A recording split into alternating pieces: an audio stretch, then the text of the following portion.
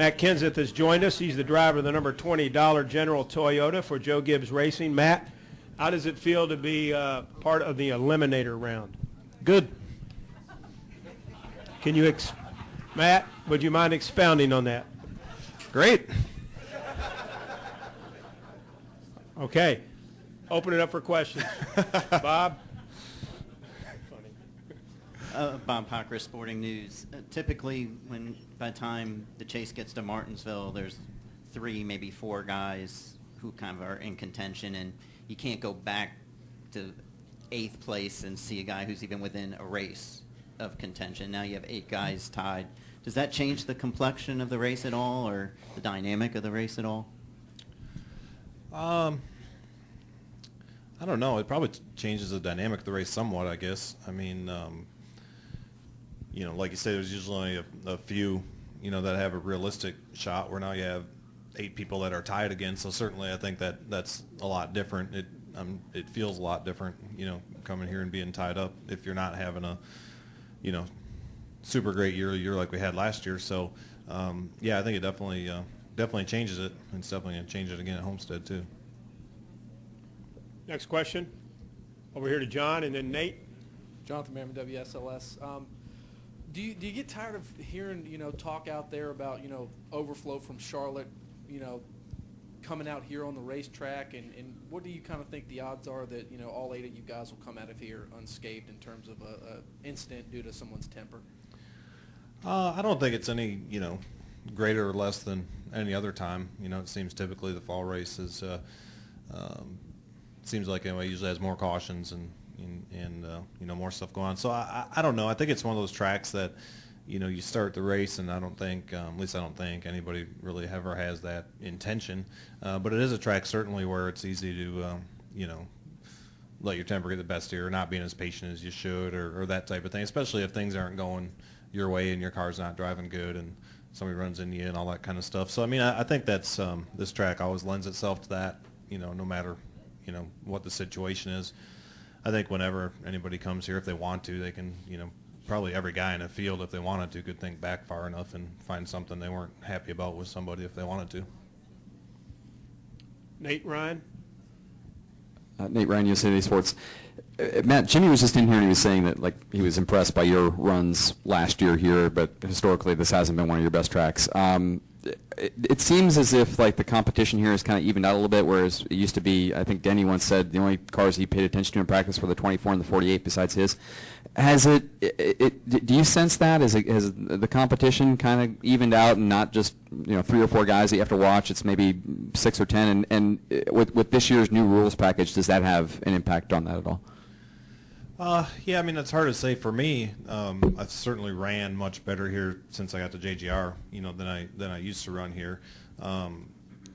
You know, so that was a big boost for me. I think you know, this rules package is hard to say. In the spring, it was such a unique situation. That tire was, we had so many problems with it. You know, it didn't stick any rubber to the track, and outside was full of marbles, so it really depended where you restarted. You know, so the spring race was really different than I think what you're going to see this time around. I think this will be a little bit more like, you know, 2013. So, but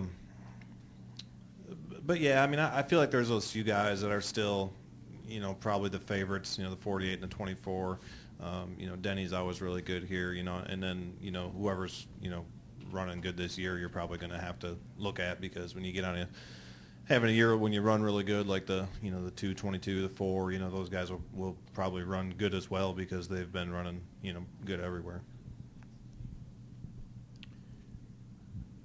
Who's up next? Other questions?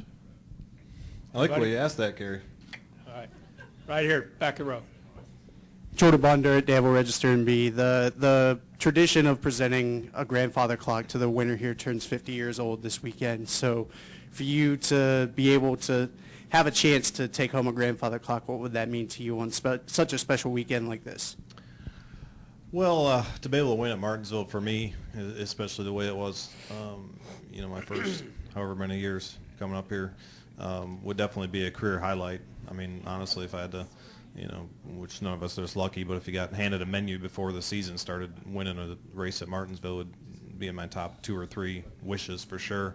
You know, so that would certainly be a career highlight. I haven't been real close to winning here, except for last fall. We had a pretty good shot. We just had a little too long a run to the end there, and Jeff got by me. You know, but certainly that's something I want to do. Any other additional questions for Matt? Right here, Claire, right up the front here. Julian, right here.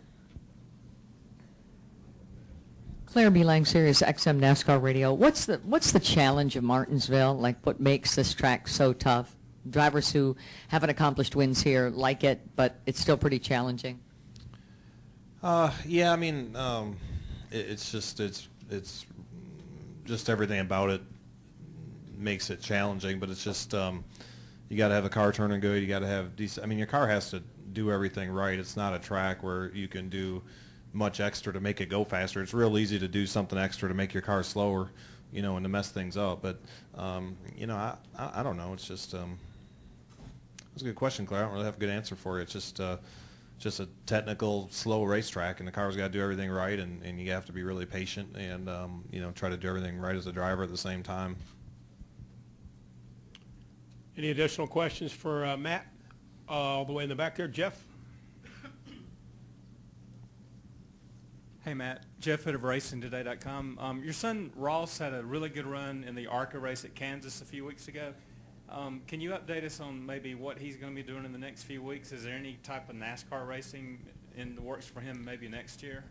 The next few weeks, well, it's 2 different answers. The next few weeks he's getting ready for the Snowball Derby. That's the last big late model race of the year. That's all he's got planned for the rest of this season. As far as next year, he's you know, out working hard trying to you know, find an opportunity. You know, it's hard to find opportunities to move up and get in the Truck Series or Nationwide Series, or really even, you know, many ARCA races. You know, it's different than what it was at one time. You know, so he's out working hard trying to make it happen.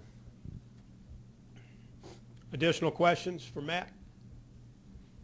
Matt, thank you for coming in here, and good luck in the Eliminator round.